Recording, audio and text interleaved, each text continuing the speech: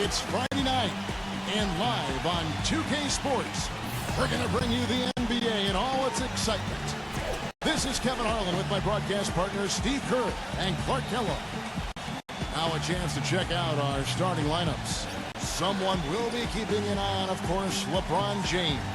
Yeah, he brings so many things to the table defensively. Always seems to have an answer for whatever is being thrown his way. And if you're the offensive player, you do not want him guarding you because he will get right into you and make things difficult.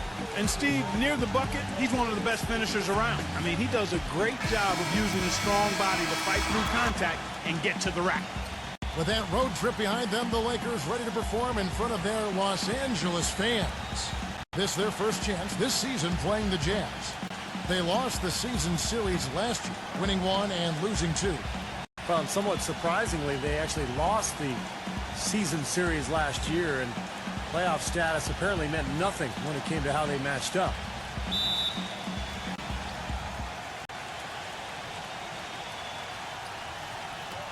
So the Lakers win the tip.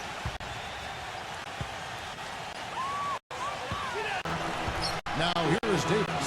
He's coming off a 25-point game against the Clippers in Los Angeles. And his rebounding in that game, Kevin, just tremendous. He owned the board. You got to put bodies on the glass right there. They just are not getting it done on the boards. Yeah, they've got to do a much better job of going harder than that to the glass.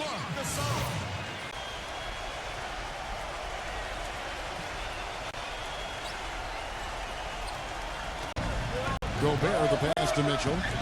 With the lead pass. Shots good from Bogdanovich. They've done well at taking advantage of some late defensive rotations and getting the ball into the paint. Yeah, they've been the aggressors, Clark, and getting the ball inside into that lane area has been huge for them. Mr. Moves. He's in a small forward. Anthony Davis is out there with Marc Gasol. And it's Caldwell Pope in at the shooting guard. That's who's in the game for the Lakers. Gasol kicks to Caldwell Pope. Drills it from outside. Caldwell Pope's got 6 points. Well, it looks like he's finally found his footing in this game. His first Mitchell.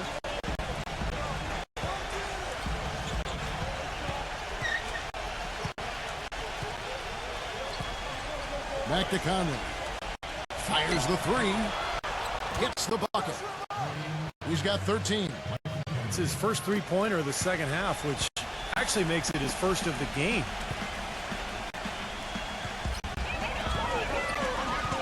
Here's Mr. Moves. The feed now to Cook. Pass to Mr. Moves.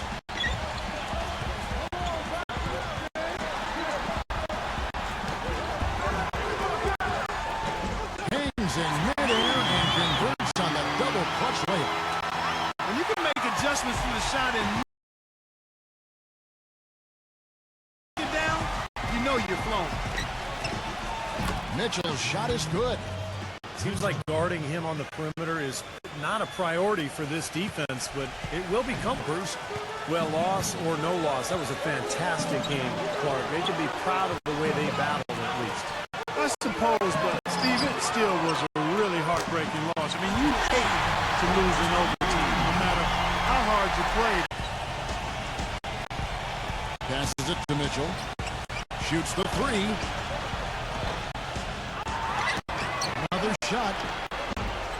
Can't hit. And it's the Lakers the other way. Usually, if he gets to the rim, he's converting it into points. But the defense stood tall there. Caldwell Pope hits to Gasol. And he uses the glass on the layup. Gasol's got 12.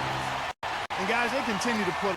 Well, those chances are almost always 2 points for him. I guess the defense did what it had to do to bother him. Got a piece of it.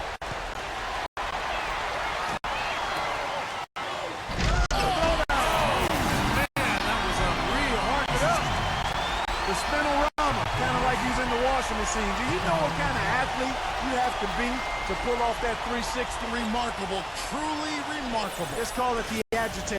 Yeah, I like the nickname, Clark. You may be on. And first time out of the game called for Utah. You know, all coaches hate defensively when you give up easy points in the paint. That's inexcusable. So that's the reason for this timeout here. I think it came down to the fact they were getting beat inside, and that's why the coach called timeout. They were not winning the battle inside. And so a pretty lopsided game through the first half. Lakers lead by 17. And coming up now, it's the Sprint Halftime Show with Damon Bruce.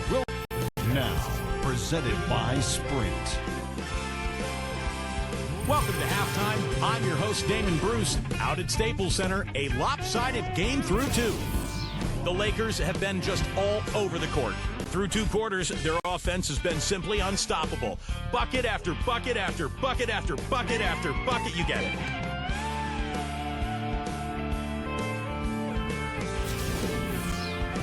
On the other side, the Jazz have not had a great start. Too many turnovers, tough to win when you're giving the ball away as easily as they have. They need to start playing smarter basketball in the second half. Michael Conley's been outstanding. He has 13 points and also has contributed with his passing, making some assists. And now we'll send you back to Staples Center for the start of the second half. The Sprint Halftime Report, presented by Sprint. Welcome back to Los Angeles in a bird's eye view from above the Staples Center. Terrific, 54% on the game. Puts the lead pass in front of him. That's good. Great looking bounce pass to set up that play. He has a great feel for that jump shot, especially when he's open. Throws it down despite the man right in his face. A chance here for a three-point play. Yeah, he put himself in great position to finish that break off, guys. Yep, right to the rack. And Utah making a change here. And a closer look here at the hustle stats for Los Angeles. Their high-energy defensive effort has paid off for them, guys, with more than a few steals over the course of the ball game. And they're also really getting out in transition and scoring.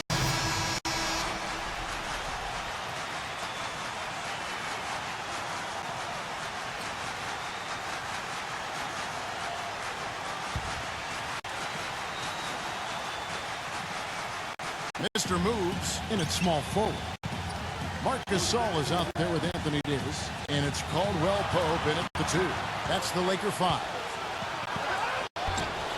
Shot's good from Bogdanovich. You know, size-wise, this is not a good... 0-0. It's good from beyond the arc. Boy, they've come out of... He dishes it to Davis. Go to the line with a chance to make it three. Boy, the deeper we get into this game, the more offense we're seeing. And that goes for both teams, Steve. Everybody firing on all cylinders right now.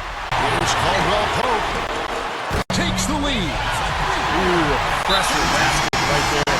Now that's coming through in the clutch.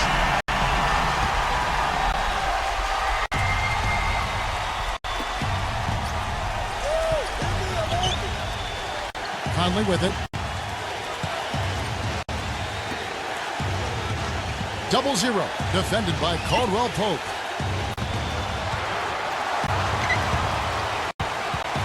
Now here's Conley.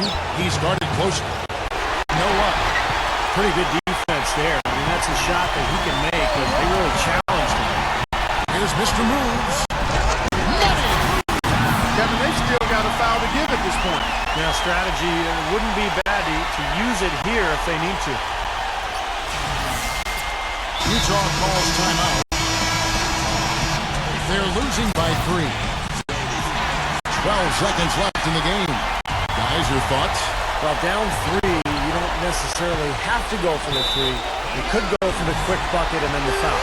I'm not sure. I mean, in this situation, I think they should look for the 3, Steve. I mean, try to tie this thing up. You've got three-point shooters. Let it fly. And the Lakers have possession. And an intentional foul right there. That's right. No other option but to foul and hope for some misses. Yep, you got to extend the game here. Try to keep that clock from moving.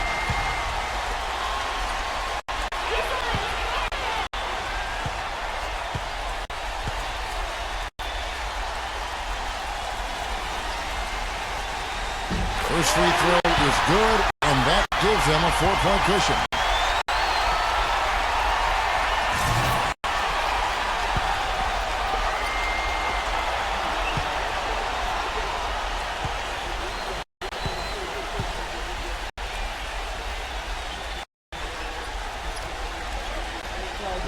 So he goes 2 for 2 at the line, and it's a 5-point game.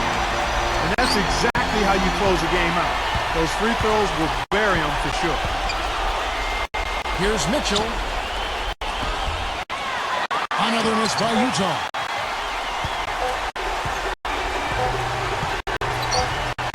Here's Mr. Move. And so the Lakers take the win. Both teams played well, but these guys had the edge. Yeah, I think so. They were just steak knife sharp. Very on top of their game here. Well said. And that'll wrap it up for Clark Kellogg, Steve Kerr, and Harrisburg. This is Kevin Harlan. Thanks for tuning in.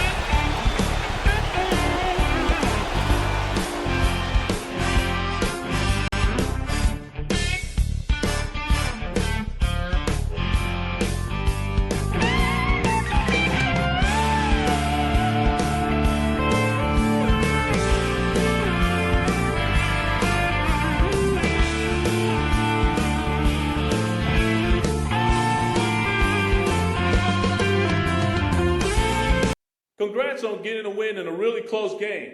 How much does a game like that change the way you play in the closing moments, knowing that the outcome is hanging in the balance?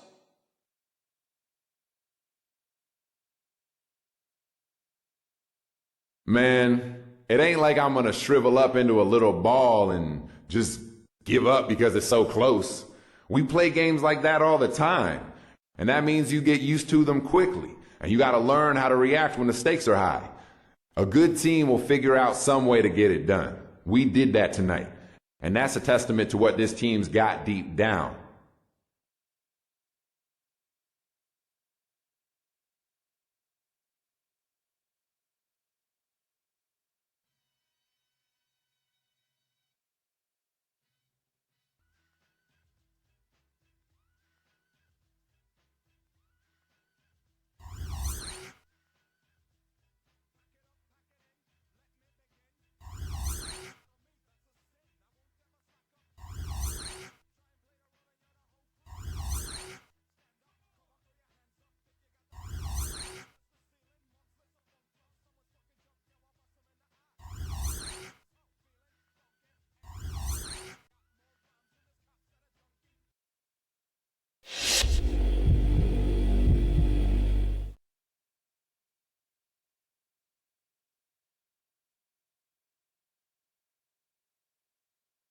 Hey, well, thanks for seeing me, man. I feel like I've been playing really well, but I'm just not getting the minutes I need to really make as big an impact as I'd like to. I'm afraid those kind of decisions are out of my hands. I assemble the roster. Coach decides the minutes. I understand, and I'm not trying to undercut Coach. I just want you to know I'm hungry, and I'm not satisfied. When you see the work I'm putting in, just know I'm trying to be the best I possibly can be, all right? And I see that hunger and passion. Trust me, I do. If you keep working hard, the minutes will come. Just remember, it's a team game first. We're at our best when you make others better as well. No doubt. All right, well, thank you. And good talk, man. I'll see you later. But right now, we've got to stay focused on the task at hand, and that's getting the win against the Bobcats. We'll see about the rest in due time.